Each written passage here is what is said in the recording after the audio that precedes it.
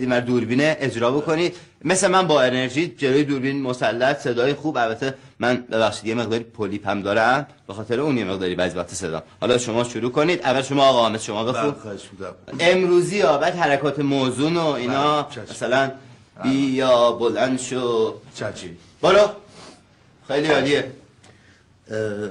البته قبلش اینجا مثلا من سرم پایینه، بعد این نور نداریم الان، بعد اینجا تو این حالتم بعد یه دفعه نور روشن میشه بعد سرم بالا میکنم. اینا رو داشته باشید اینجوری ببینید. خوبه.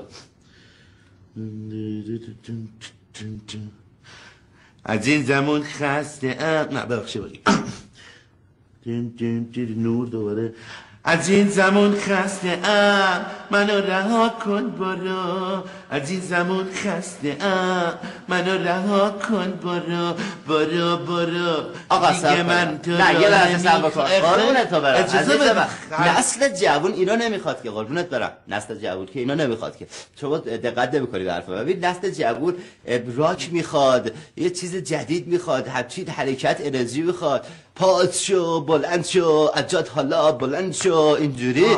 برای داماد دست بزنید امشب نه این قدیمیه. ببین حالا شما اجازه بده شما بفرمایید. ببخشید جناب نکزاد من اگر اجازه بدهید یک شیری رپ آماده کردم، شیری رپ براتون ارائه بکنم.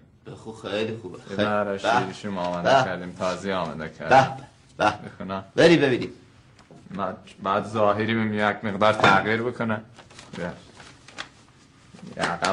براو.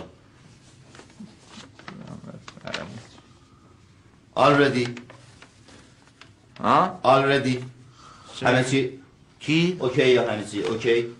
اوکی بری ببین چیکار کنی. برو آماده دیگه جوونونه رفت. برو ببینم چیکار کنی. مثل شم مثل کوه سوختم ریختم رفته از پیشم و بی در چیش دوختم. مثل داد می تو هر شب من خوندم تو نبودی و رفتی و جا موندم. مثل سرعت باد زوب شد چشمم، مثل خاطر فراموش شد اسمم. مثل آینه سعادت رو می دیدم غم ویرت به جو می خریدم. اینگاه من توی هر کجا به یادت خوندم. مگم شبت باشیم نمیتونم فکریت نباشم اگه ترکم کنه من بی تو تنهام. اینگاه من به بهونه بازاشی گونه خوندم. میدونم به تو تلخ روزگارم داری ندارم اگه ترکم کنه من بی تو تنهام.